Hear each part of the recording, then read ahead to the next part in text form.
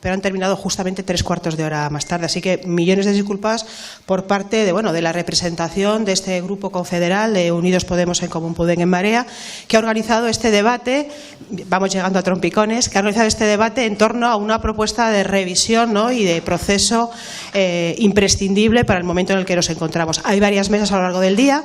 Esta es la primera mesa, la Constitución feminista y ecologista, ¿no?, el gran olvido de la Constitución del 78, que yo no me quiero enrollar más, que dejo aquí para que tanto Sofía como Juancho moderen esta mesa con personas tan importantes para nosotros, ¿no?, de reflexión y debate, como pueden ser José Manuel Marraco Justa Montero y María Eugenia Rodríguez Palop.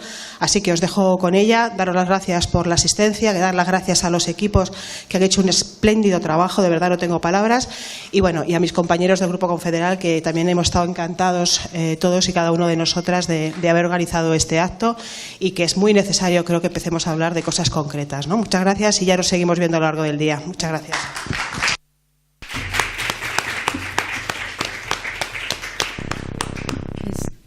Buenos días y como se ha dicho, gracias por la paciencia. Precisamente este retraso se debe también a que hemos estado... Mira, ahora se oye bien.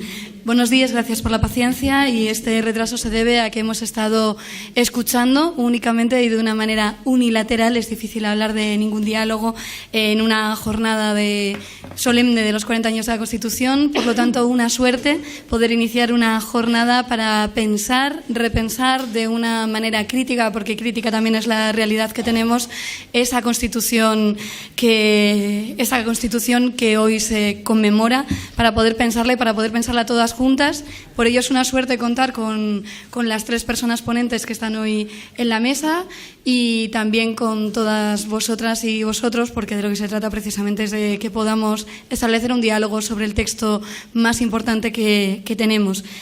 Y en este sentido, a mí me toca presentar a 2 de las ponentes, y es toda una suerte y un lujo no solo que hoy estén con nosotras aquí, sino que estén pensando de la manera en la que lo piensan la Constitución que tenemos.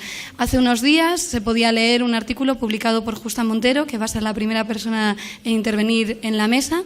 Justa Montero es activista feminista y social, es experta en género, y además es una de las personas en las que, si pensamos por qué hemos llegado a hablar de democracia, de Constitución, y tenemos que pensar entonces en los movimientos vecinales, en el movimiento feminista, entonces una de las personas en las que tenemos que pensar es Justa Montero. Y si pensamos en el movimiento actual que tenemos, el movimiento feminista, el 8M, esta jornada última del 8M que ha sido histórica, una de las voces, que son muchas y que son colectivas, pero sin duda una de las voces es la de Justa Montero, y nos sirve para hablar del momento entonces y del momento ahora. La otra de las ponentes que me toca presentar es María Eugenia Rodríguez Palop. Si decía que hace unos días podíamos leer un artículo de Justa Montero, ayer mismo podíamos leer uno de María Eugenia Rodríguez Palop. Creo que ambas hablarán un poco también, o eso espero, y si no, aquí lo lanzo un poco de una manera sorpresiva, de aquellas cuestiones que no están en la Constitución, y no porque previamente no se dijera. Y me parece que el repaso que pueden hacer desde, en el caso de María Eugenia Rodríguez Palop, desde una mirada feminista y también ecologista, como doctora de Derecho y especialista en nuevos derechos, me parece que puede ser de verdad bastante iluminadora en los días que vivimos. Y por último, porque teníamos que ser breves, porque vamos con retraso, y porque si una se pusiera a hablar de estas cosas seguro que echaría un ratito que no es el que me corresponde, sí una única reflexión, ya que tengo el micro delante. Hace unos meses la vicepresidenta del Gobierno le lanzaba el reto. Ya sabíamos cómo iba a acabar esto. Le lanzaba el reto a la Real Academia de la Lengua, la RAE, precisamente para que pasara la Constitución a un lenguaje inclusivo. Y nosotras lo único que pensábamos eran 2 cuestiones. Una, es difícil que la RAE vaya a pasar a un lenguaje inclusivo nada cuando no es ni paritaria ni inclusiva en sí misma. Sería bonito que igual revisáramos cómo es esa institución. Y 2, tampoco vale con que lo pasemos a un lenguaje inclusivo de desdoblamiento de términos colectivos si lo que subyace dentro de esa Constitución no es también inclusivo. No se trata solo de cambiar la forma, sino de cambiar el fondo, y en ese cambiar el fondo es donde vamos a pensar para quizás dentro de un tiempo, esperemos que próximo, no tengamos que decir, como decían las feministas en Cataluña, que nos lo recordaba hace unos días Justa en su artículo, mujeres, la Constitución os ignora. Pues por una Constitución que no nos ignore y que no ignore tampoco el mundo en el que vivimos, es por lo que pensamos esta primera mesa, y le doy paso a mi compañero Juancho López Uralde también para que presente al tercer ponente, que también es una suerte que esté con nosotras.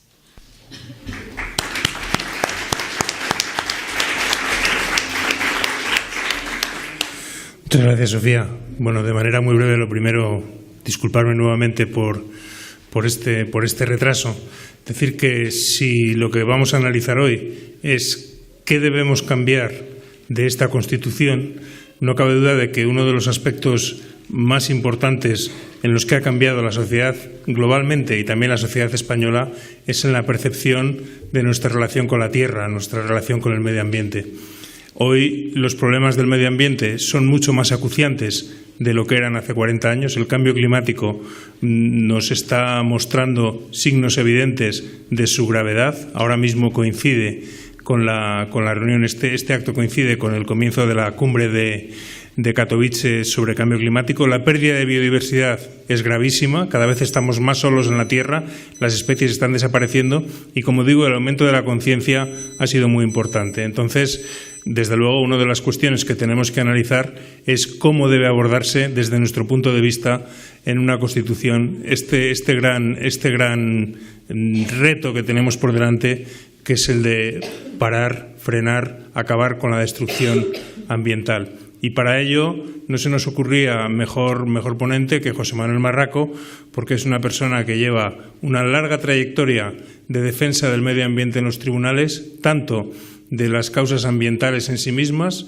Yo le conocí hace ya por lo menos 40 años defendiendo, o más bien persiguiendo a aquellos que habían cazado de manera ilegal un oso, cuando los osos eran todavía mucho más escasos de lo que son hoy en la cordillera asturiana, y posteriormente tiene, como digo, una larga trayectoria de defensa del medio ambiente en los tribunales y también, que creo que es muy importante porque está muy vinculado, de defensa del activismo medioambiental. Quizá la primera cara que yo vi cuando salí de la cárcel de Copenhague fue la de José Manuel Marraco, ahí en la puerta, esperándome con los abogados daneses que nos defendían en aquel momento. Es decir, su compromiso no es solo un compromiso con la tierra, no es solo un compromiso con la defensa ambiental, es también un compromiso con aquellos que luchan por defenderla. Y creo que, sin lugar a dudas, no se me ocurre mejor persona para aportar hoy sobre su análisis de lo que han sido estos 40 años para el medio ambiente y qué es lo que debemos cambiar. Así que, sin más, no me voy a extender porque ya vamos muy tarde. Me parece que te toca empezar, así que sin más, muchas gracias y adelante.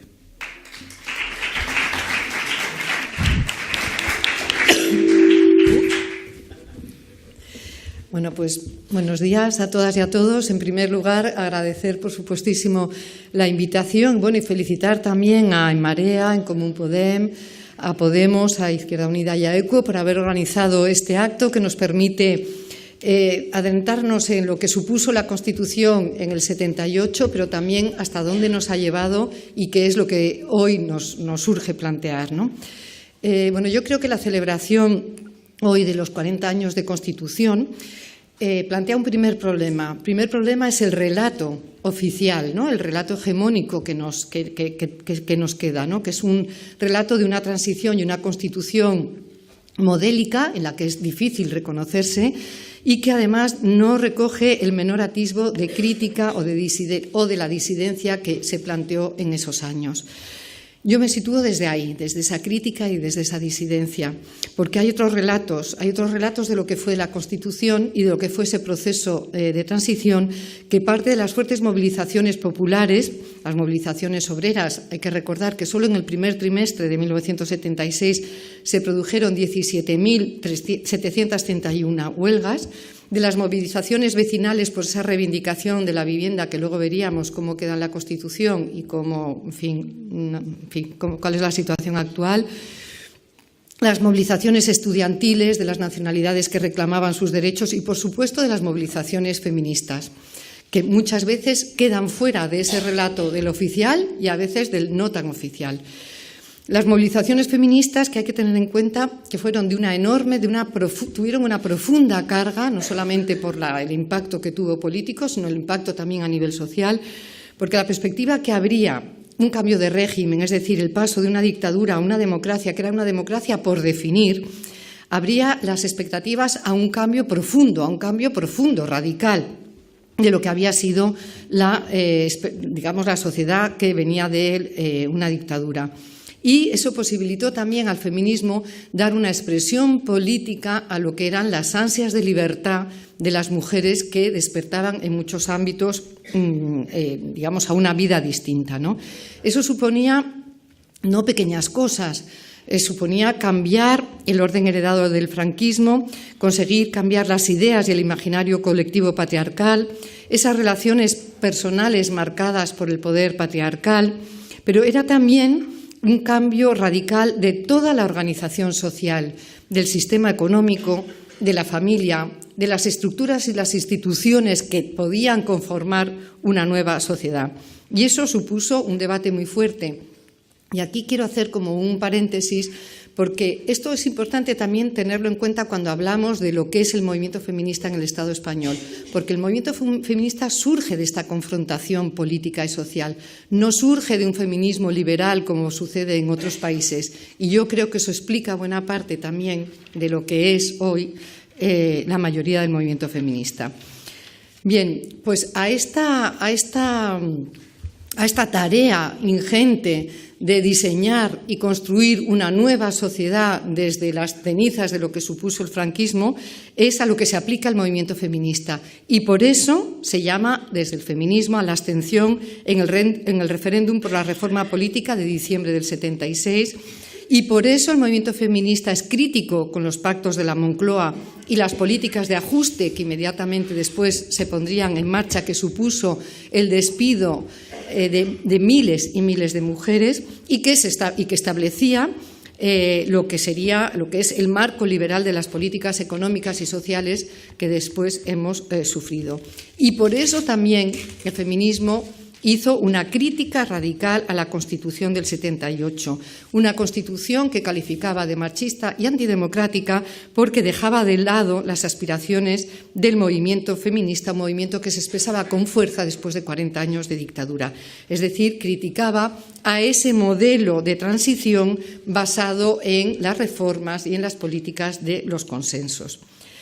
Se aspiraba, y así se recoge en los textos de la época, en los textos producidos por la Plataforma de Organizaciones Feministas de Madrid, por la Coordinadora Estatal de Organizaciones Feministas, por la Coordinadora Feminista de Barcelona y muchos otros textos de otros grupos de otros lugares, se aspiraba a una Constitución que blindara el derecho al empleo, que blindara los derechos sexuales y reproductivos y que estableciera un cambio de lo que habían sido los pilares básicos en la socialización de las mujeres y su sometimiento, es decir, la educación, la familia y, por supuesto, cuestionando y planteando un cambio en lo que era la confesionalidad del Estado.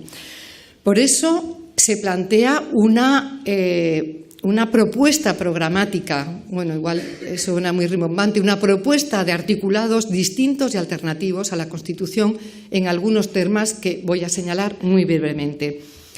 Y creo importante porque si en ese momento, en vez de atender a lo que era el reclamo de la Iglesia y de una derecha ultramontana y digamos, al patriarcado instalado en toda la sociedad, si hubiera escuchado a lo que planteaba ese movimiento feminista, hoy igual nuestras vidas, igual no hubiéramos tenido que recorrer estos 40 años con mucho sufrimiento y mucho dolor para muchas mujeres.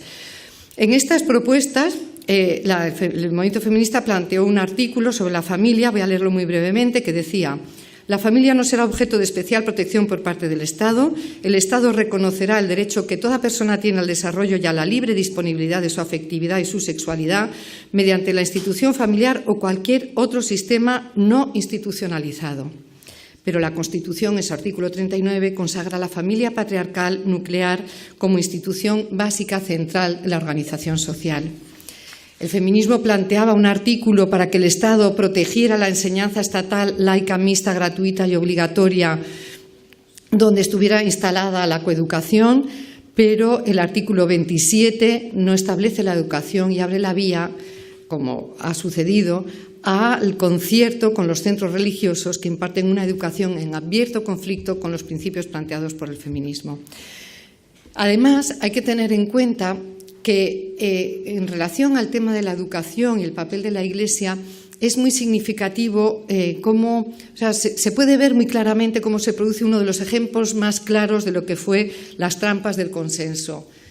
Se está discutiendo la Constitución y 5 días después de que entrara en vigor la nueva Constitución, se estaban firmando los acuerdos con la Santa Sede, se actualizaba el concordato firmado por Franco en el 53, que establecía los privilegios fiscales y educativos a la jerarquía católica, que ya sabemos en qué principios basa esa educación, que nada tiene que ver con los que plantea el feminismo, y que además, mira, es que ayer leía, digo, claro, es que no me extraña que haya saltado el obispo de Córdoba diciendo que, alabando, ¿no?, los votos que ha conseguido Vox, porque efectivamente esa jerarquía católica se ve reconocida en lo que es esos principios de esa extrema derecha o esa derecha que fue tan vigente en lo que es, tan presente en lo que es el texto constitucional.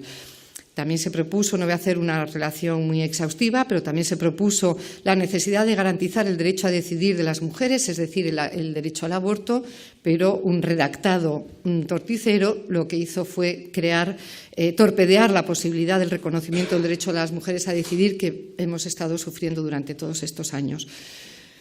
Creo que al analizar hoy, eso fueron cosas explícitas que están en los documentos, pero al analizar hoy lo que es la Constitución del 78, creo que no es menor destacar lo relevante que fue el que, esa transición se hiciera manteniendo prácticamente intactos los otros poderes del Estado, y así hoy tenemos que hablar de una judicatura como la que hablamos, una judicatura patriarcal y muchas otras cosas, y también tenemos que hablar de cómo esa política de pactos y consenso supuso hacer efectivo el pacto de silencio sobre los crímenes del franquismo, que de una forma tan brutal afectaron también a las mujeres.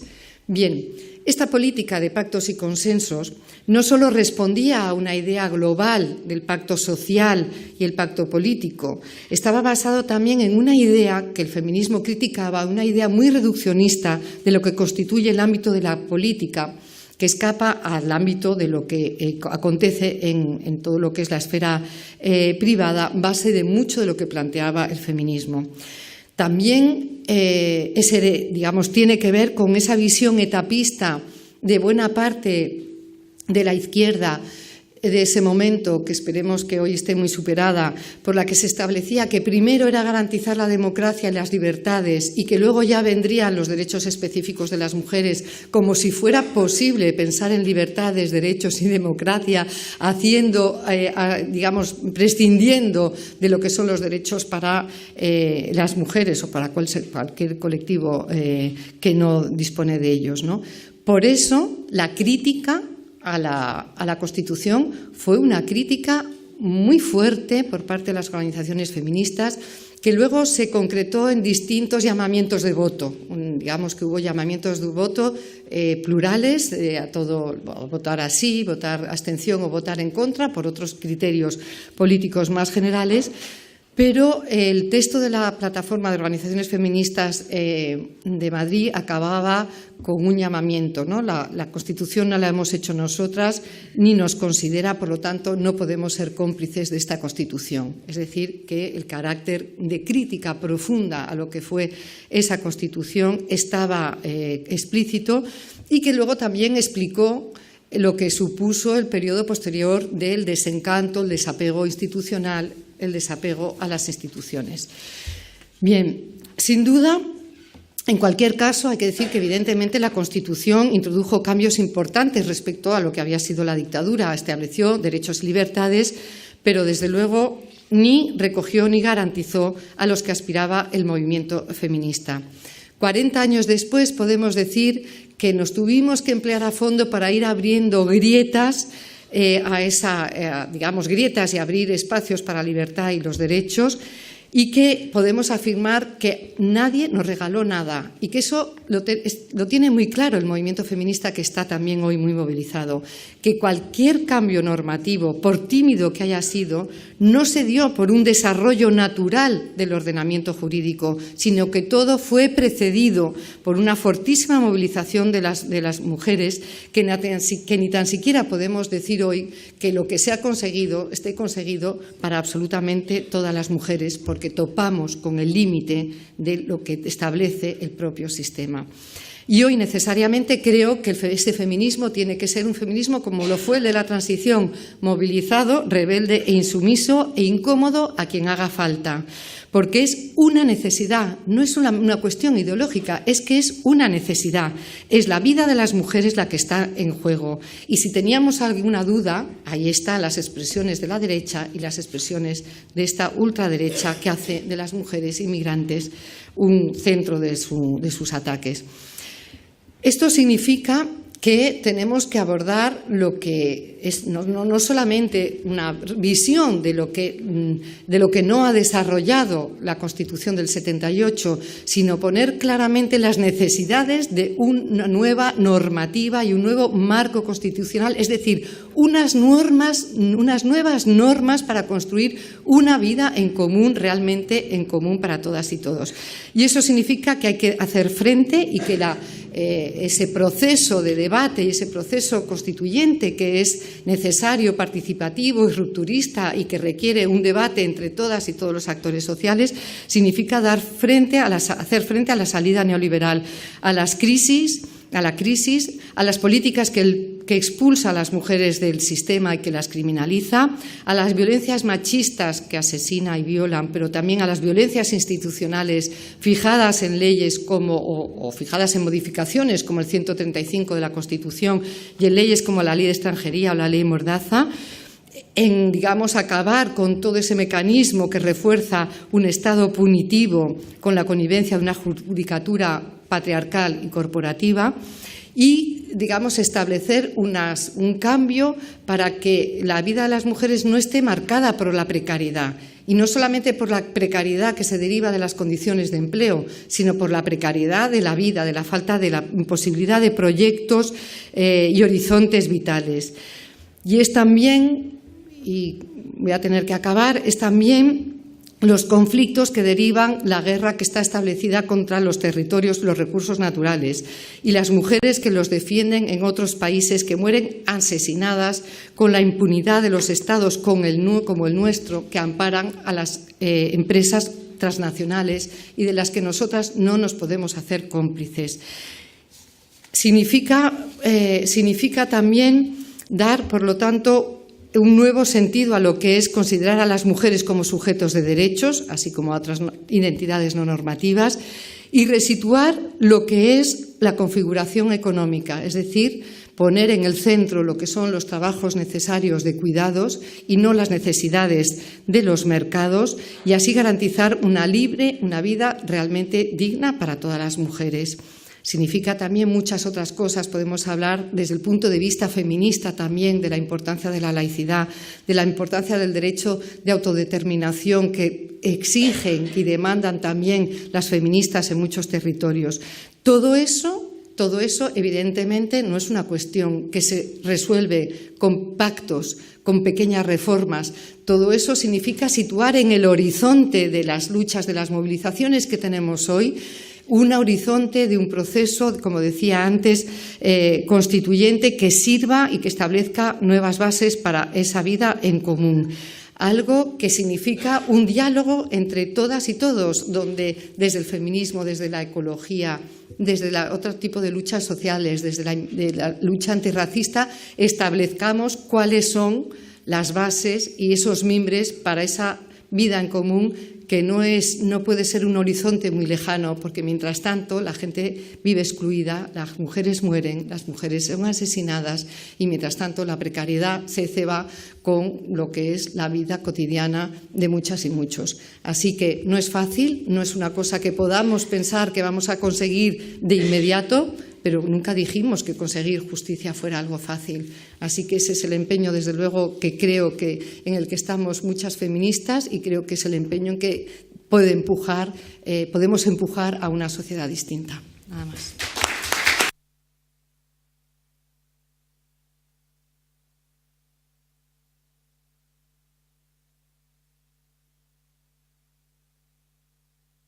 Bueno, pues buenas tardes ya. Muchas gracias a las personas que habéis organizado este momento y este espacio crítico que hace tanta falta. No las voy a mencionar porque son muchas, algunas están aquí sentadas. Pilar, Marcelo, Gloria, Sofía, Juancho. Voy a empezar retomando claramente aquí lo que ha dicho Justa. En relación al movimiento feminista en aquellos momentos preconstitucionales, con una frase de la Plataforma de Organizaciones Feministas de Madrid, a la que ella ha hecho alusión. No está claro que esta sea la Constitución de la concordia y del consenso. Tampoco está claro que sea la Constitución de todos los españoles. Pero lo que sí está claro es que no es la Constitución de las españolas. Iniciaremos a partir de ahora las campañas oportunas para conquistar las reivindicaciones más urgentes que en este momento tienen planteadas las mujeres españolas, tanto si la Constitución lo permite como si no. La Constitución ya está hecha, ni la hemos hecho nosotras, ni tenemos posibilidad de modificarla, llamando, como ha comentado Justa, en cierto modo, a la abstención en el referéndum constitucional. La redacción de esa Constitución no se modificó, a pesar de la presión del movimiento feminista de ese momento. Permaneció el principio de no discriminación, la igualdad formal del artículo 14, claramente conculcada de forma expresa y explícita por la prioridad precisamente del varón en el acceso a la corona y de forma implícita en muchos otros lugares de la Constitución. Por ejemplo, las alusiones que se hacían a las mujeres entonces son las mismas que se hacen ahora, porque, repito, en ese momento ya se detectaron ciertas deficiencias y ciertas carencias que permanecen, alusiones, digamos, que solo referían a los espacios y los roles clásicos de género. Se hablaba de la mujer para hacer referencia pues, al matrimonio y a la familia fundamentalmente. Esto ya se detectó en ese momento y ya lo detectó en ese momento el movimiento feminista, pero, repito, es algo que no se modificó. Yo voy a plantear aquí, también en la línea de ese posicionamiento y de la exposición de Justa, algunas cuestiones que me parece que se deberían abordar en una posible reforma constitucional, algunas propuestas. La primera propuesta que quiero hacer tiene que ver con la paridad democrática. La paridad democrática debería constitucionalizarse, porque solamente está protegida, garantizada y relativamente en la Ley de Igualdad, que, por cierto, no garantiza las listas cremalleras y, además, no ha logrado que se cumplan muchos de sus mandatos. El hecho de que esta Ley de Igualdad fuera objeto de un recurso de inconstitucionalidad por parte del Partido Popular en su momento, no voy a explicar la base ahora de ese recurso porque no me quiero enrollar con eso, pone de manifiesto claramente la situación interina en la que está esa democracia paritaria, que debería, como digo, constitucionalizarse y no solamente con carácter cuantitativo, es decir, incorporando elementos que tienen que ver con la presencia equilibrada de hombres y mujeres, sino también con caracteres, con caracteres cualitativos, es decir, no solamente de carácter, la paridad democrática no solo cuantitativa, sino cualitativa. No sé si me he explicado bien. Es decir, que lo primero que hay que hacer es evitar que esta cuestión tan importante para nosotras se garantice únicamente en un espacio infraconstitucional. De hecho, hay muchos países europeos que han abierto la puerta a acciones afirmativas, es decir, a una auténtica democracia paritaria en los textos constitucionales. Es decir, la Ley Fundamental de Bonn en Alemania fue reformada en 1994 y decía, con este tenor: hombres y mujeres gozan de los mismos derechos. El Estado favorecerá la realización efectiva de la igualdad entre hombres y mujeres y actuará con el fin de eliminar las desigualdades existentes. En la misma línea, la Ley Constitucional Federal Austriaca, a partir de 1998, la Federación, las provincias y las comunidades locales asumen un compromiso a favor de la igualdad real entre hombres y mujeres. se admiten las medidas orientadas a promover la igualdad de hecho de hombres y mujeres, en especial mediante la eliminación de las desigualdades fácticas reales existentes. Igualmente, la Constitución finlandesa del 95, la Constitución sueca del 75, la reforma de la Constitución de Bélgica en febrero de 2002. Todo apuntando no a la igualdad formal, sino a la igualdad real, a la posible articulación, repito, de acciones afirmativas que serían las que tendrían que constitucionalizarse para hablar genuinamente de paridad democrática. En segundo lugar, aludo también al derecho a la educación. Debería incorporarse constitucionalmente la necesidad de que el currículum escolar fomentara la igualdad entre hombres y mujeres y estableciera mecanismos para prevenir la violencia machista y no hacer depender esto de vaivenes electorales. La educación debe ir orientada a evitar los lastres del patriarcado, que son la mística de la feminidad en el ámbito privado y los procesos de socialización masculinizantes en el espacio, digamos, público. Si hiciéramos eso, si constitucionalizáramos de verdad un derecho a la educación que fuera verdaderamente no sexista, evitaríamos, entre otras cosas, que el Tribunal Constitucional avalara, como avala, la subvención a centros segregados. Y podríamos sacar a la Iglesia de la educación obligatoria, una Iglesia que es antifeminista, que identifica el feminismo con el nazismo, que es homofóbica y que además combate abiertamente lo que llama la ideología de género. Si nosotros hubiéramos constitucionalizado ese artículo al que he aludido justo antes, y hubiéramos constitucionalizado el derecho a la educación en un sentido, repito, no sexista, podríamos haber evitado lo que de hecho no hemos podido evitar. En tercer lugar, diría que hay que constitucionalizar el derecho a una vida libre de violencias machistas, como ha hecho México y Ecuador, por ejemplo. ¿Por qué? Una vez más, la protección de las mujeres frente a la violencia machista en la Ley de Violencia de Género o incluso mediante reformas de Código Penal no ha sido suficiente. Ni siquiera el Pacto de Estado de este año puede garantizarnos seguridad frente a las violencias machistas. Una vez más, el espacio infraconstitucional no es suficiente.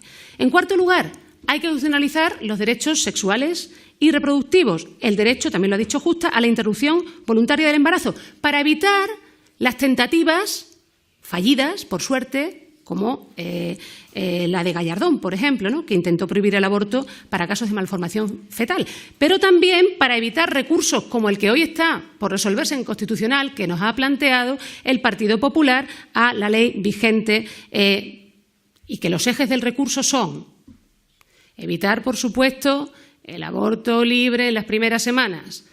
Se dice expresamente regular el régimen de objeción de conciencia, para evitarla también, evidentemente, para restringirla aún más, y además impedir la educación en, entre comillas, ideología de género. Esos son los tres ejes del recurso que ha planteado el Partido Popular, que, por cierto, está aún sin resolver, pero que ya sabemos quién es el ponente, y el ponente es un exdiputado del Partido Popular, además numerario del Opus Dei. Cuando hablamos de los derechos sexuales y reproductivos, tenemos también que considerar que nuestros cuerpos son también la última frontera para conformar y deconstruir nuestras identidades, y es ahí donde tenemos también que hablar de interseccionalidad y de transfeminismo.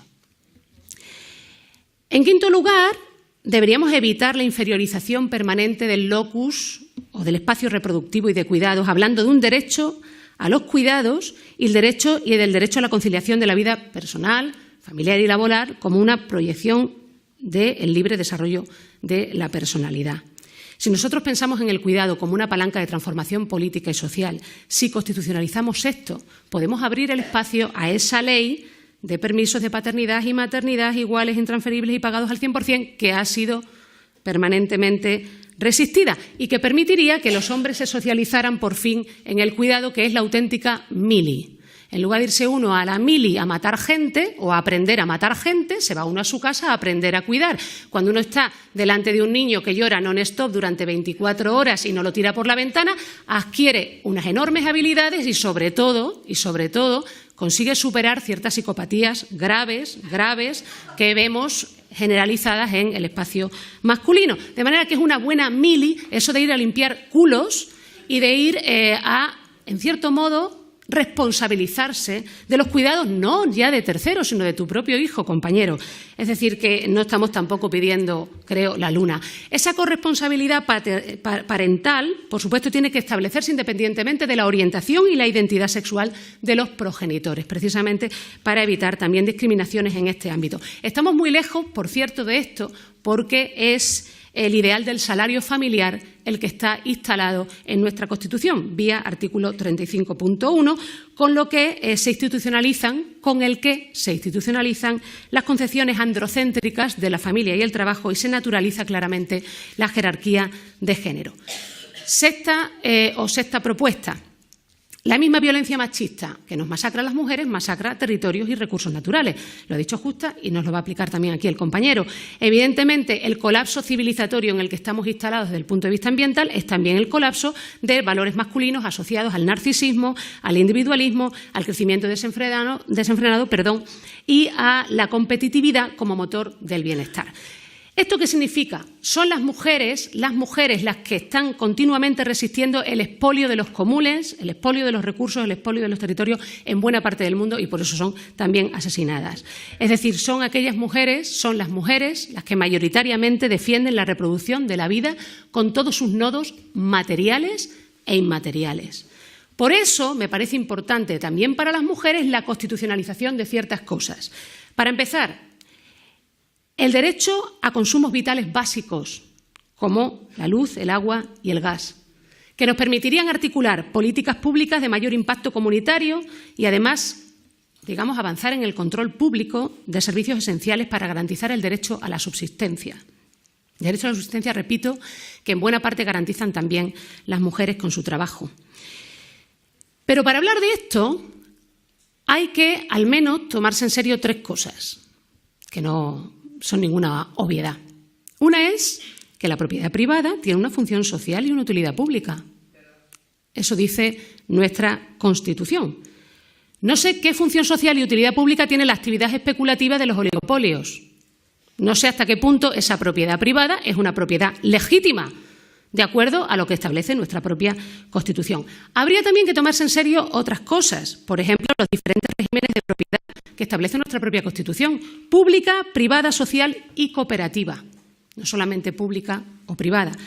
Habría además también que desarrollar, por ejemplo, la previsión del artículo 129.2 de nuestra Constitución que dice que los poderes públicos adoptarán medidas que faciliten el acceso de los trabajadores y las trabajadoras a la propiedad de los medios de producción. Mala suerte, porque es justamente un artículo que está en un título donde no hay garantías específicas. Habría además también que pensar en qué situación de debilidad están nuestros derechos sociales, gracias al artículo 53, que establece una jerarquía respecto de otros derechos, y gracias también a la reforma del artículo 135, porque los derechos sociales no hay un compromiso constitucional ni con su efectividad ni con su judicialización. Habría que pensar también en el derecho al trabajo de hombres y mujeres, para evitar las reformas laborales que han tenido sobre todo un impacto negativo sobre las mujeres. Pero resulta que no solamente tenemos una reforma del 135 que favorece fundamentalmente la cancelación de la deuda y, por tanto, el recorte de políticas sociales, sino que tenemos un artículo 38 que apuesta por la productividad y el consumo, que habla de la libertad de capitales claramente y que, en cierto modo, inhibe a las empresas, a las grandes sociedades, de cualquier tipo de responsabilidad en la violación de derechos humanos. Es decir, que para hablar del derecho a consumos básicos, consumos vitales básicos, hay que repensar todo esto. La propiedad privada, los regímenes de propiedad, el acceso a los medios de producción, la articulación de los derechos sociales, el derecho al trabajo. Es decir, no puede quedar intacto ni el bloque de los derechos sociales y laborales, ni tampoco podemos dejar al albur, de espacios infraconstitucionales su efectividad y judicialización. Voy terminando. Finalmente, ¿cómo se hace esto? Bueno, pues con profundización democrática. ¿Qué profundización democrática con ese artículo 168 que evita la reforma constitucional, que evita que podamos hablar de instituciones tan antidemocráticas y patriarcales como la monarquía y la Iglesia católica? Por cierto, que las universidades públicas nos han dado una buena lección, los alumnos y alumnas de las universidades públicas, sobre la cuestión de la monarquía en estos últimos días, y deberíamos estar atentos a esos resultados. Yo soy profesora universitaria y creo en mis estudiantes, claro, si no entraría en una contradicción performativa y tendría claros problemas, ¿no?, mentales, que ya tengo bastantes, pero tendría incluso más. Y creo que el movimiento estudiantil en muchos momentos de la historia ha marcado la pauta. Yo estaría muy atenta a esos referéndums que se han articulado en los campus universitarios. En fin, hasta que no peleemos por todas estas reformas no tendremos una Constitución feminista ni esa Constitución será nuestra. Decía esa plataforma a la que aludíamos Justa y yo antes. Hemos aprendido que no es a base de paciencia cómo se consiguen las cosas, sino a base de presiones y movilizaciones colectivas. De momento, que hasta aquí puedo leer. Muchas gracias.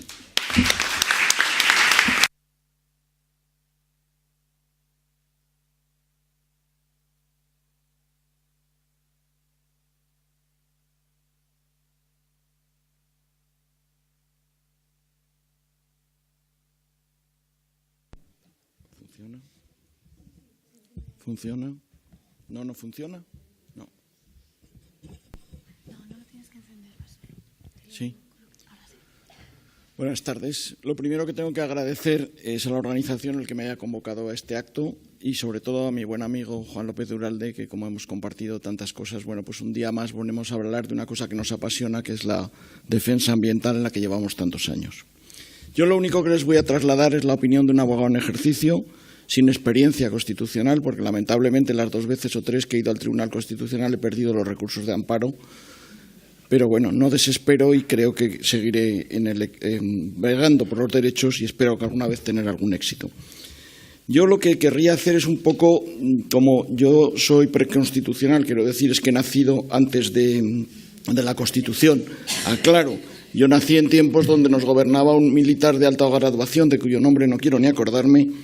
No existían muchos derechos y, sobre todo, no existía el derecho al medio ambiente. Entonces, los que veo con satisfacción, porque yo siempre que voy a estos actos me fijo mucho, pues bueno, aquí hay mucha gente que ya ha nacido con la Constitución. El derecho ambiental es un derecho que vamos a pensar que es un derecho moderno, porque es que piensen ustedes que cuando nos juzgan, la ley de enjuiciamiento criminal es del 1882, que por cierto es una asignatura pendiente que también todas las legislaturas dicen que lo van a cambiar, pero no. Esto ahí está. Entonces yo quería empezar un poco pensando en qué ha pasado en lo ambiental desde la Constitución y antes de la Constitución. Es que antes de la Constitución solo teníamos una cosa que era el Reglamento de Actividades Molestas, que era una norma de 1961 y que ha seguido vigente hasta hace 4 días. Y la única norma ambiental que yo recuerdo, y si creo no confundirme, era la Ley de Parques Nacionales, que era de 1916 y que no era en un espíritu de protección, sino era en un espíritu estético, lo que se había promulgado. La toma de conciencia ambiental yo creo que empieza a partir de los años 70, cuando empiezan ya los graves problemas de contaminación. Todos recordamos algunos el río Támesis completamente contaminado, las contaminaciones grandes de las ciudades. Lamentablemente todavía la contaminación sigue porque es un problema sordo. Hoy está Madrid en alerta. Entonces, ¿qué es cuando arranca realmente la cuestión ambiental? Pues yo creo que arranca en la Conferencia de Estocolmo, las conferencias de Naciones Unidas, a la que antes se ha referido Juancho, las conferencias de Estocolmo del 72, luego sigue Río 92, Johannesburgo 2002, Río +20 2012, París 2015, que también deberíamos estar cumpliendo. Y nos encontramos que hasta 1973 en España no tenemos una Dirección General de Medio Ambiente. ¿Cuándo viene el cambio? El cambio viene a partir del año 86, cuando entramos en la Unión Europea, y es cuando empiezan las comunidades autónomas a crear las consejerías de medio ambiente, aspecto que ha sido regresivo, porque si se fijan en las comunidades autónomas ahora están siempre mezcladas con otras cuestiones. El auténtico Ministerio de Medio Ambiente, yo creo que fue el único, porque los otros estaban mezclados, fue el periodo de 2004 a 2008 y en 2008 desapareció. Ahora tenemos el Ministerio de Transición Ecológica, que desde luego tiene unos graves problemas porque se está enfrentando a todos los lobbies. Yo les aconsejaría a todos ustedes que repasen los 26 principios de la Conferencia de Estocolmo. Y a mí todavía me sigue emocionando el primero, y que me permitirán que les lea, que dice que el hombre tiene derecho fundamental a la libertad, a la igualdad y adecuadas condiciones de vida en un medio ambiente de calidad que le permita llevar una vida digna y gozar de bienestar, y tiene la solemne obligación de proteger y mejorar el medio ambiente para las presentes generaciones y futuras. Pues bien, esta cuestión, yo creo que si realmente esos 26 principios se hubieran aplicado, hoy no estaríamos en la situación de alarma ambiental, como se ha dicho. Hoy el problema fundamental que tenemos, uno de los problemas más graves, es el problema del cambio climático. Pues bien, en España hay hitos, por ejemplo, hay que recordar la sentencia del Tribunal Europeo de Derechos Humanos de diciembre de 94, el caso López Ostra, que es ahí donde se empieza a enlazar la cuestión de los derechos humanos con el derecho al medio ambiente. Ahí es a partir del artículo 8 del Convenio Europeo que una familia que tenía un problema, después de pasar por todos los tribunales, accede al final a la tutela del Tribunal de Estrasburgo. Este pronunciamiento es un hito para un antes y después en la cuestión de los derechos humanos. Pero vuelvo otra vez a la Constitución y vuelvo al artículo 45. También hay que plantear la cuestión de leernos el artículo 1, porque, como digo, los que no lo hemos vivido así de principio, el ver todos los días que los valores superiores son el ordenamiento jurídico, la libertad, la justicia, la igualdad y el pluralismo político que dice el artículo 1, pues muchas veces entras en duda cuando vas viendo las cosas que ocurren. Sí recordaré el artículo 45 de la Constitución, en el que dice que todos tenemos derecho a disfrutar de un medio ambiente adecuado para el desarrollo de la persona, así como su deber de conservación, ese derecho-deber, que los poderes públicos velarán por la utilización de todos los recursos naturales con el fin de proteger y mejorar la vida y defender y restaurar el medio ambiente, apoyándose en la indispensable solidaridad colectiva. Y luego viene el tema de cómo se vela sobre ello, que se dice: para quienes violen lo dispuesto en el apartado anterior, en los términos que la ley fije, se establecerán sanciones penales o, en su caso, administrativas. ¿Cuál es el problema que plantea este artículo? Que no es un artículo vamos a llamar, de los de primera división, de los que están en el 14 al 29, sino que es un artículo que es un principio rector que exige, que es un principio informador de la legislación positiva. Entonces, los que creemos que los derechos son derechos y no tienen adjetivos, lo que planteamos es la incorporación a este elenco de los derechos fundamentales que voy a pasar porque todos los conocemos. Pues bien, desde las asociaciones ecologistas, porque realmente lo que nos damos cuenta es que la naturaleza no tiene voz, nos hemos pronunciado muchas veces con esta modificación. ¿Por qué? Y hay una corriente de tratadistas de derecho que lo plantean, que dicen: cada vez hay menos razones para no concordar con quienes propugnan que el artículo 41 de la Constitución se establece que todos tienen derecho a disfrutar de un medio ambiente adecuado para el desarrollo de la persona. Y ello se traduce precisamente en lo que dice y no en otra cosa. Pues bien, esta situación de este derecho humano, muchas veces los juristas se ha hecho combinaciones para articular derechos fundamentales, como puede ser el derecho a la intimidad del artículo 18, perdón, ya me pasa como en los juicios, que me dicen siempre los jueces: vaya terminando, señor letrado. La verdad es que el tiempo me persigue. Y entonces articulamos estos derechos uniéndolos con el artículo 45. Entonces, esa ingeniería constitucional deberíamos terminar con ella. Entonces, que quede claro que tenemos ese derecho al medio ambiente, y ya voy a ir avanzando todo lo que puedo. ¿Cuál es el problema que tenemos con el derecho al medio ambiente? El compaginar los derechos. La jurisprudencia constitucional, como han dicho mis compañeras con anterioridad, no es que sea una jurisprudencia muy progresista. Y en las cuestiones del medio ambiente, lamentablemente, la sentencia que más avanzada está es una del año 82, que planteaba una cuestión de la minería, y entonces decía que la conclusión, que se dice que hay que articular en cada caso lo que decida el legislador competente con la protección de ambos bienes constitucionales, el medio ambiente y el desarrollo económico. Pero decía que no se podía atacar con esta cuestión. ¿Qué nos planteamos? Pues nos planteamos que derechos como el derecho a la salud y el derecho al medio ambiente, si preguntas a los ciudadanos, todos pensarán que son derechos fundamentales, pero tienen el derecho de petición, que está ahí, y entonces pues ese no lo sabrían, pero el derecho a la salud sí que se plantea. Aquí hemos perdido una oportunidad histórica que yo también les aconsejo que ejerciten, porque el problema de los derechos no es tenerlos, el problema de los derechos es ejercitarlos. Fue el Convenio de Aarhus. El Convenio de Aarhus es el derecho a acceder a la información ambiental, el derecho a tomar parte a las decisiones. O sea que cuando van a hacer una instalación de que nos quieren poner una central eléctrica o nos quieren poner una instalación contaminante, se nos tiene que consultar antes. Si nuestras consultas no se tienen en cuenta, podemos acceder a los tribunales de justicia y eso se ha quedado ahí sin utilizar. Y es un derecho que con el artículo 96 de la Constitución está metido dentro de nuestro ordenamiento jurídico. Yo estaría hablando de todas las cuestiones que, bueno, a lo largo de estos 40 años, defendiendo a los activistas de Greenpeace y persiguiendo a los infractores ambientales, han ocurrido. Pero sí recordaría a mi amigo Juancho que iniciamos una lucha en el año 1990 interponiendo una querella por delito ambiental en la central térmica de Andorra, en Teruel, y hoy nos encontramos con todos los años que han pasado que todavía ese problema ambiental no se ha resuelto. Las cuestiones, como planteo, a mí la cuestión más importante me parece el artículo 24 de la Constitución, que es la tutela judicial efectiva.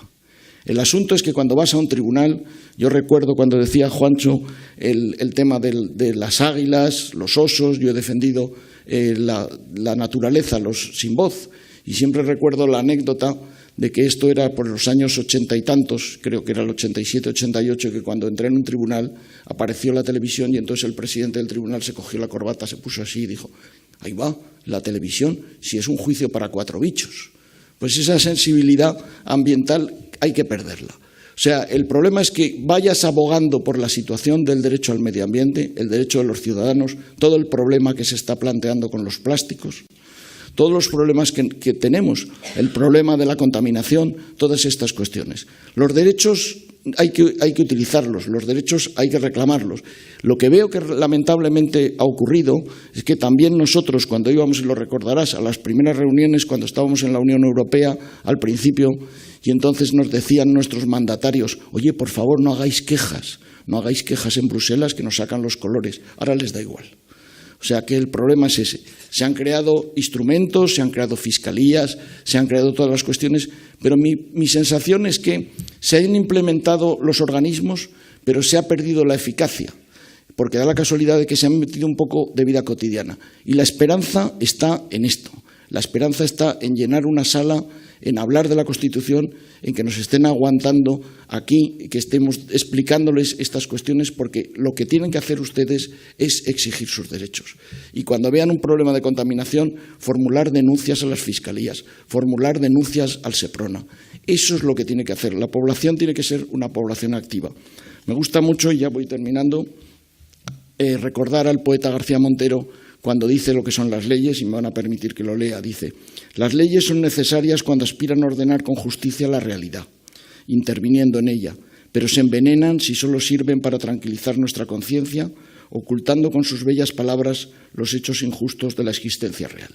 Luchen ustedes por el artículo 45 y muchas gracias.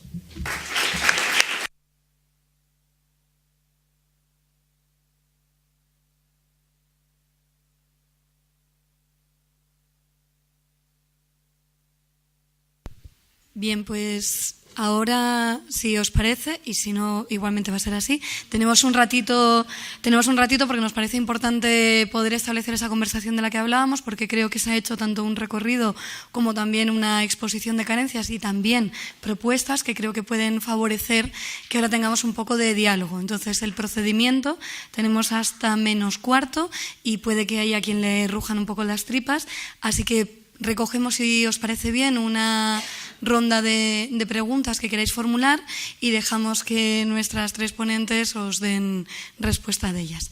Así que lo que no sé si hay algún micro, si hay un micro por ahí, por lo tanto levantad la mano.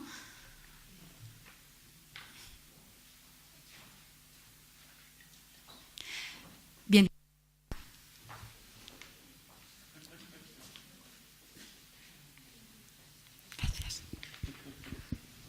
Sí, claro, yo voy a hacer las preguntas sobre el último tema, que es un poco el mío. Primero, ¿cómo se puede estimular, digamos, el derecho a la participación temprana? Concienciar a la gente y, sobre todo, estimular a las administraciones de que ese es un derecho de la población y de que deben dar esa información con anterioridad a hacer ningún tipo de infraestructura o lo que sea que tenga impacto ambiental. Y, en segundo lugar, una reflexión que también me gustaría compartir.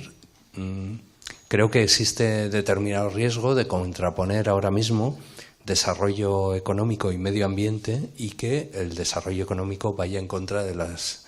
O sea, que la defensa del medio ambiente vaya en contra de las clases más desfavorecidas, que es un poco lo que estamos viendo en Francia, o una lectura de lo que se puede ver en Francia. ¿Y qué estrategias se pueden afrontar para convencer a la totalidad de la población de que en realidad la defensa del medio ambiente, siempre que sea justa, va a favor de la igualdad?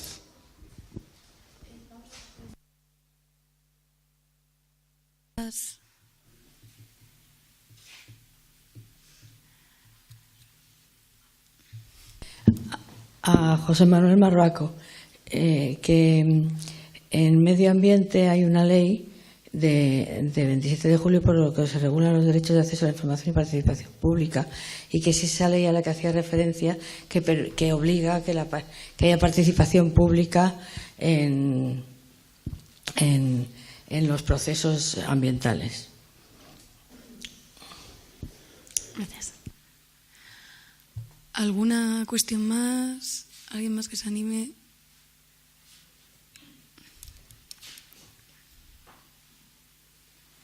Bueno, me pregunto cómo es posible que el PACMA, por ejemplo, no esté aquí.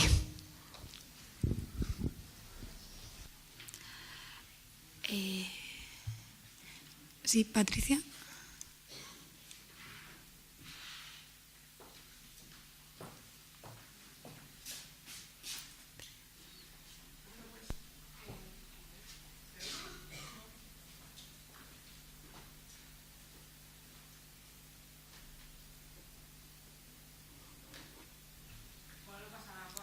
Proyecta bien.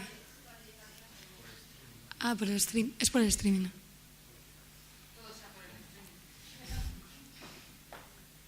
Bueno, puedo alzar un poquito la voz. Mi pregunta es, hemos estado hablando de derechos de las mujeres, de derechos sociales, de derechos del medio ambiente, y mi pregunta es dónde quedan los derechos culturales. Y para el streaming, si no se ha oído, sobre lo que se ha preguntado después de esta enumeración de derechos es dónde quedarían los derechos culturales. No sé si hay alguna pregunta más, incluso si Juancho quiere preguntar algo, porque entonces yo me voy a lanzar. Más que nada porque hay un concepto que María Eugenia ha dicho textualmente, pero que ha planeado en las 3 exposiciones, que tiene que ver con cómo pelear a nivel legislativo aquellos derechos que tienes que mover dentro del ámbito infraconstitucional. Me parece que precisamente que estas batallas se den en el ámbito infraconstitucional es como una de las claves que caracteriza a la mesa, y sí os pediría también a los 3 ahondar un poco.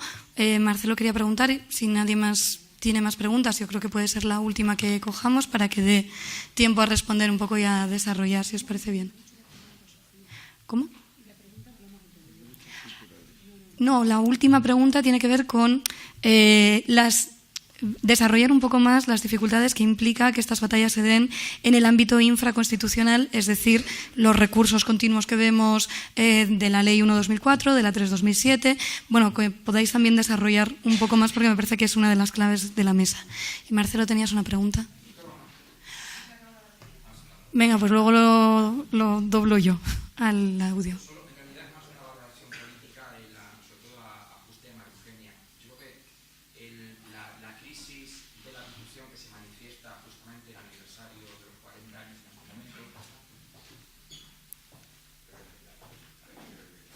Sí, efectivamente.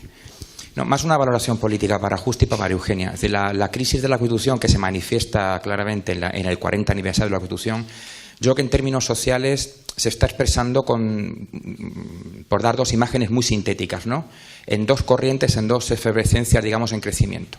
Por una parte tenemos el crecimiento, el rearme ideológico, el crecimiento de la derecha y de la extrema derecha, que con respecto a la cuestión del pacto constituyente plantea una posición que oscila entre el conservadurismo y la apertura regresiva. Y la otra imagen que yo creo que es el espejo de esta es el movimiento de mujeres, el movimiento feminista, que con respecto al pacto constituyente lo que está planteando es desarrollar, no embridar, sino desarrollar las latencias, las potencias que la Constitución contenía y que no han quedado desplegadas, y en cualquier caso abrir ese debate constituyente para ir más allá del pacto constituyente del 78. Yo creo que esas dos imágenes sintetizan muy bien cómo se está, en fin, cuál es la oscilación que tenemos con respecto al derecho de constitución en los 40 años. Entonces, la pregunta es una valoración política. ¿Cómo se va a resolver esto en los próximos meses, en los próximos años? ¿Y qué función cumple ahí justamente el movimiento feminista para ser justamente ese tipo de eje que canalice eso, la exigencia de desplegar las latencias de la Constitución que han quedado embridadas en los años posteriores al 78 y abrir un tipo de debate constituyente que vaya más allá de aquello que fue posible en el 78? ¿Cómo se resuelve eso políticamente? ¿Qué función tiene que cumplir el movimiento de mujeres? Gracias. Bien, pues si os parece, si no hay más preguntas, si queréis dar respuesta, que ya son unas cuantas. Bien. Vamos a hablar. Para quitar a los ponentes temas que no les afectan a ellos, en concreto, ¿por qué no está el PACMA? Pues porque ellos no quieren estar. Es decir, esto es una confluencia en la cual compartimos muchas cosas, discutimos sobre muchas de estas cosas que hemos hablado aquí nosotros internamente. Creo que además una reflexión que yo hago, Edu, sobre el tema de digamos, derechos sociales versus derechos ambientales, que ahora está, digamos, muy en debate por el tema de los chalecos amarillos en Francia. Yo creo que, además, yo siempre soy, digamos, una voz en el grupo siempre reclamando derechos ambientales, pero creo que tengo que reconocer que, de alguna manera, hay una cierta confrontación virtuosa, en el sentido de que eso nos obliga a unos y a otras, a otros y a unos, a pensar en el peso, en la importancia del peso de los derechos sociales, y a otros en la reclamación ecologista, ¿no? Entonces, bueno, yo creo que, aunque a veces esta discusión sea incómoda, creo que hemos avanzado en estos años, por lo menos en mi experiencia, muchísimo en eso. El PACMA ha sido invitado a formar parte de esta coalición en su momento y no ha querido estar. Si quieren, estoy seguro que serían bienvenidos, pero creo que su estrategia es muy diferente. De todas maneras, sí que quiero poner en valor el trabajo que este grupo parlamentario hace en defensa de los derechos animales, que es muy importante, que además es efectivo, que estamos consiguiendo avances, digamos, que muchas veces no se reconocen adecuadamente, pero, por ejemplo, la batalla que dimos contra la amputación del rabo de los perros se dio desde este grupo parlamentario y fue una victoria conseguida por este grupo parlamentario. Somos los que siempre estamos llevando adelante muchísimas denuncias sobre cuestiones de este tipo. Hemos presentado una proposición de ley para la modificación del Código Penal por el maltrato a los animales salvajes y estamos trabajando muchísimo en esa cuestión, ¿no? Es decir, que bueno, quien quiera venir es bienvenido y quien no quiera estar, pues cada cual con su decisión, ¿no? Nada más. Gracias. Cada uno. Yo contesto a las preguntas que me habéis hecho con respecto al derecho de participación. Yo creo que una de las cosas que ha quedado pendientes, sobre todo, es la información. O sea, cuando se sacan las leyes lo que hace falta es que tengan presupuesto para que las leyes se conozcan.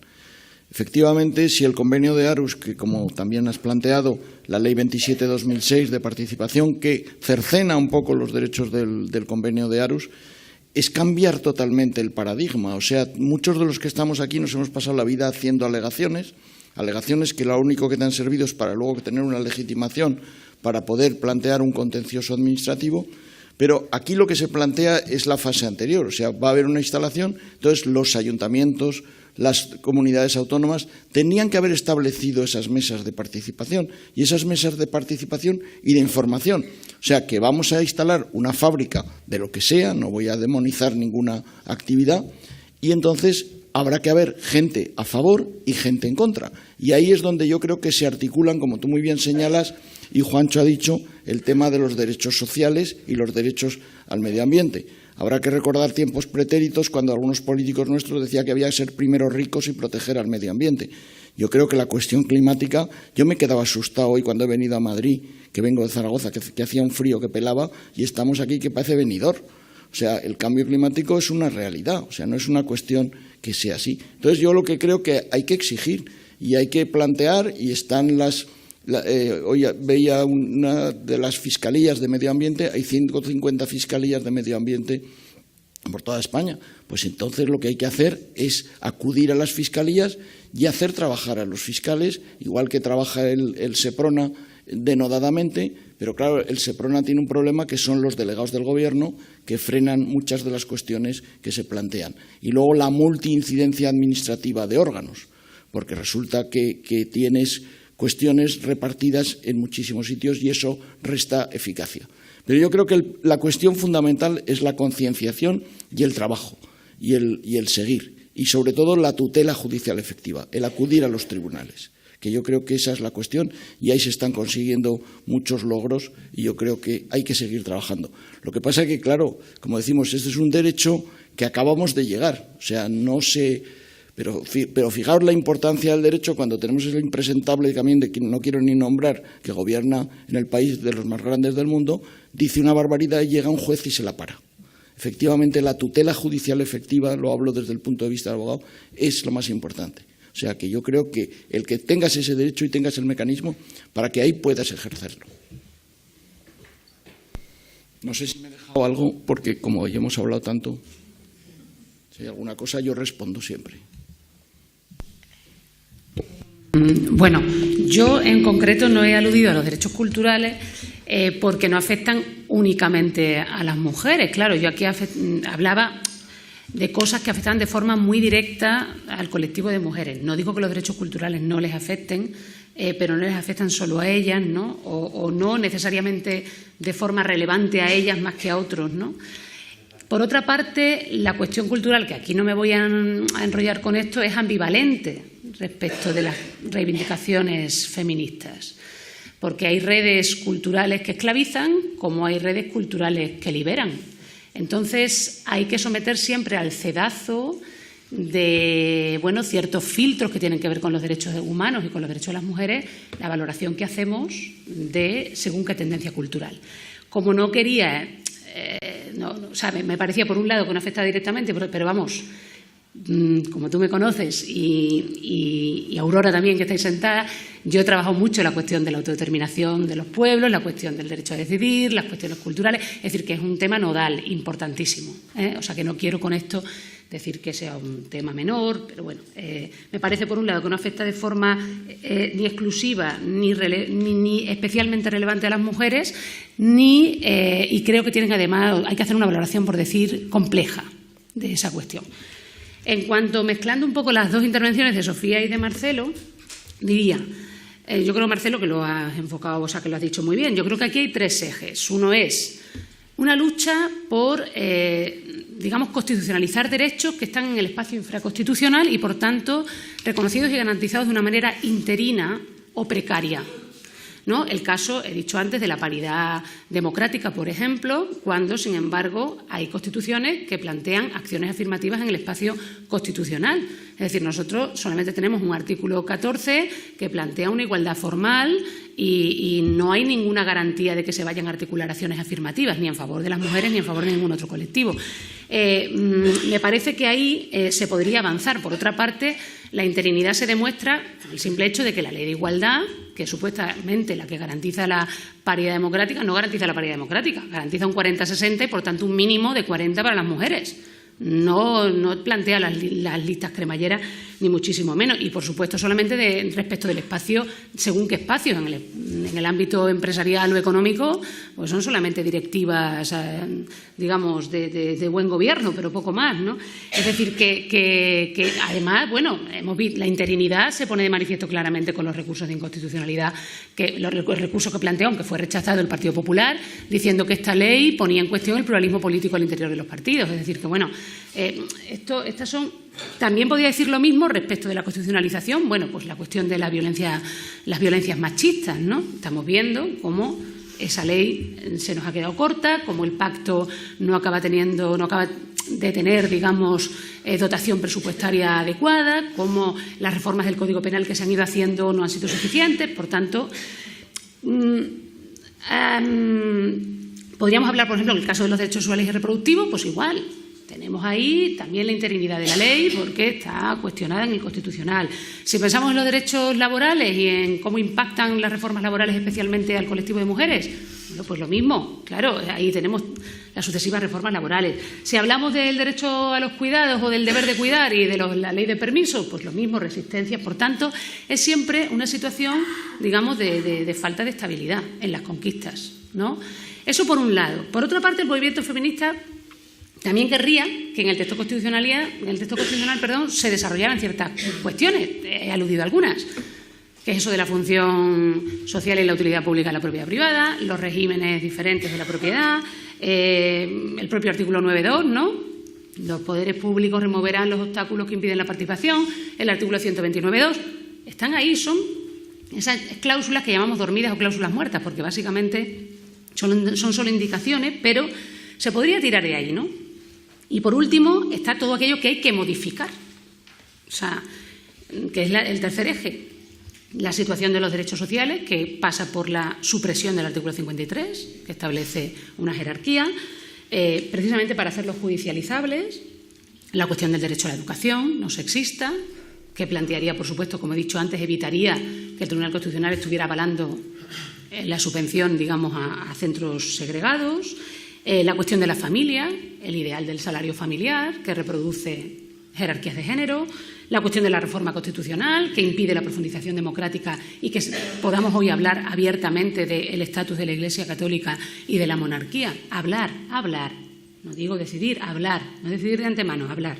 Entonces, quiero decir, hay cosas que hay que constitucionalizar, porque en el espacio infraconstitucional no nos otorgan seguridad ni estabilidad, hay cosas que hay que desarrollar y hay cosas que hay que modificar.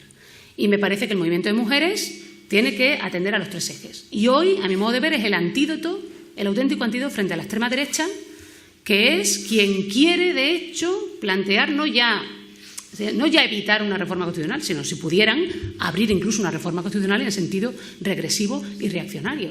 Por lo tanto, es un melón que a lo mejor a ellos también les va fenomenal en según qué momento. Y el movimiento de mujeres en España, pero en muchas partes del mundo, es quien está resistiendo en muchos casos a estos ascensos trepidantes de la extrema derecha. Lo ha hecho con Bolsonaro en Brasil, lo ha hecho contra Trump. Es decir, que ahí yo creo que hay que tomar conciencia y hay que plantear sobre todo luchas unitarias donde no haya, o al menos yo empezaría por los retos que tenemos claros y que nos unen, orillando, y esto lo he dicho más veces, las cosas que obviamente nos desunen, porque no somos todas un colectivo homogéneo, pero empezaría por ahí porque tenemos unos retos formidables por delante.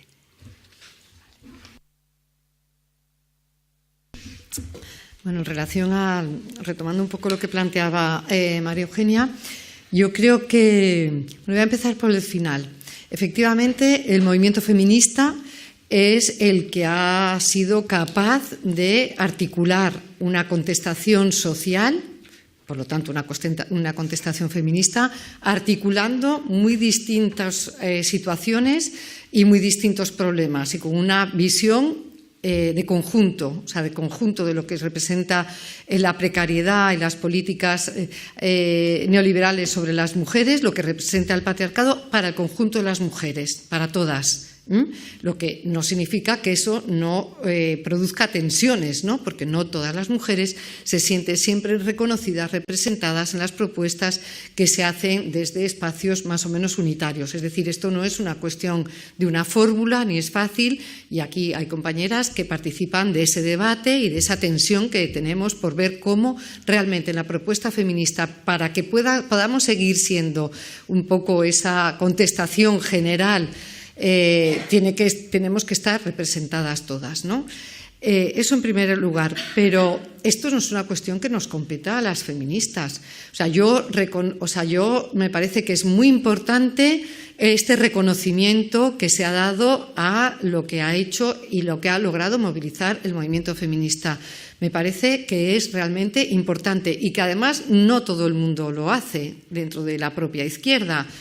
Porque te acabas llevando también algunas sorpresas. Entonces, me parece que es muy importante, ¿no? Creo que efectivamente es un reconocimiento a esa capacidad que ha tenido el feminismo de articular la contestación en el terreno concreto de lo que la situación en nuestras vidas cotidianas y hacer también una crítica a lo que son los elementos estructurales del sistema, ¿no? Entonces, de eso de articular lo que es las libertades y derechos individuales a una vida libre de violencias, el derecho a nuestros cuerpos, con la crítica a lo que es el sistema, esta economía, la ecología, etcétera, ¿no? O sea, la agresión a los recursos y a los medios. Pero yo creo que no es una responsabilidad el protagonizar y articular esta protesta de algo que es brutal, porque no es solamente brutal lo que oímos de lo que dice la extrema derecha, es brutal los ataques que hoy vivimos en la vida cotidiana de cualquier mujer, ¿no? Entonces, esto significa que la propuesta es una propuesta que efectivamente puede lanzar el feminismo, pero que es una propuesta para que se pueda articular una contestación general, donde es fundamental el diálogo de todas y todos los actores. Nosotras no queremos meternos como una mochila y una carga de que la responsabilidad ante este conflicto social, ante esta pugna que hay por el modelo de sociedad y por el modelo económico, tengamos nosotras la responsabilidad de dar esa respuesta. Nosotras hemos abierto unas brechas muy importantes, tanto en el terreno del análisis como en el terreno de la propuesta política. Y nosotras en esa propuesta hacemos un llamamiento a que nos articulemos entre todas y todos los actores sociales, porque si no, no vamos a poder con ello. Entonces, esto como una idea así general, ¿no?, de un movimiento que efectivamente está muy movilizado, que sigue muy movilizado y que llama a la movilización social. Por otro lado, yo creo que hay un problema y es en el aspecto esto de cómo desarrollar las potencialidades de lo que está ya hoy fijado en la Constitución. Esto es algo del quehacer político de cualquier movimiento social. O sea, el movimiento feminista no es un movimiento que habla de ideología solamente, que también y es importantísimo, sino que lo que intenta es modificar las condiciones y mejorar las condiciones concretas de las mujeres y, por tanto, atender a las urgencias. Eso significa que siempre venimos peleando por modificaciones no solamente en el ámbito social, comportamientos, actitudes, etcétera, sino en el de las leyes, de las normas, de que haya presupuestos, de que haya recursos. Ahora bien, yo creo que hay un peligro y un problema, que es poner, como se pone en general, favorecido por cómo los medios de comunicación plantean los problemas, de poner el foco siempre en lo que son las iniciativas estrictamente normativas. Porque en el terreno de la violencia, que ya lo ha dicho María Eugenia, ¿no?, los problemas que hay, el problema que tenemos con el tema de la violencia es la impunidad social. No es solamente cómo aplican unos jueces, no solamente si hay presupuesto o no, que es un problemón, no solamente cómo aplican los jueces, que es un problemón mayúsculo, sino cómo acabamos con esa impunidad social, la impunidad social que permite que eso funcione en la sociedad. Que no haya, que un maltratador o que un violador o que se sientan con el derecho a pensar que la mujer es de su propiedad en cualquier espacio, en cualquier lugar, en cualquier momento. Eso es impunidad. El que siga sucediendo es impunidad social. Claro que tenemos que tener leyes. Claro que hay que romper con los problemas que plantea el que esto no esté recogido constitucionalmente, por supuestísimo, pero no solamente poner el foco en lo que son las normativas, ¿no?, porque me parece que es un problema. Y luego solamente añadir que a la lista de cosas que planteaba también María Eugenia, hay una cuestión fundamental, la laicidad. La laicidad. Todo el movimiento de personas creyentes que están planteando desde sus opciones religiosas el tema de la laicidad también desde ese planteamiento, yo creo que es fundamental. Y eso es tan fácil, y eso es tan claro como romper con los acuerdos establecidos con el Vaticano. Y eso nos llevaría a una rueda en relación a la enseñanza, a tantas y tantas otras cosas. Y eso yo creo que hoy es una urgencia, porque esto se va retroalimentando. Estos obispos que dicen lo que dicen con total impunidad, que se alimentan ahora de la extrema derecha. Es decir, ahí hay un riesgo importantísimo. Yo creo que eso son cosas también concretas y que nos afectan fundamentalísimamente a las mujeres. Entonces, Claro que sí, yo creo que en eso, lo que antes se señalaba, ¿no? Hay que romper las costuras de este traje que nos oprime, que es la Constitución, romperlas como podamos e ir estableciendo ese proceso, yo lo digo constituyente, sabiendo que no va a partir de la Constitución ni del Parlamento, pero un proceso constituyente, participativo, social, que es imprescindible para luego poder ir a otro nivel, ¿no? Y yo creo que en eso estamos todas y todos comprometidos, claro. Vale, me pide María Eugenia medio minuto y medio minuto va a ser, porque si no, Nuria nos come. No solamente para suscribir absolutamente todo lo que ha dicho Justa, sino para que, porque antes no lo he dicho en la exposición ni en la respuesta, pero para que se vea el nivel de interinidad que tenemos en nuestros derechos, en el reconocimiento de nuestros derechos, solo añado que la Ley de Violencia de Género ha sido la ley más contestada judicialmente de la historia de España, la que ha tenido más cuestiones de constitucionalidad de la historia de España, de toda la legislación española. Esto significa que muchos, miles de jueces la consideran inconstitucional, además de otros que la boicotean y no la aplican.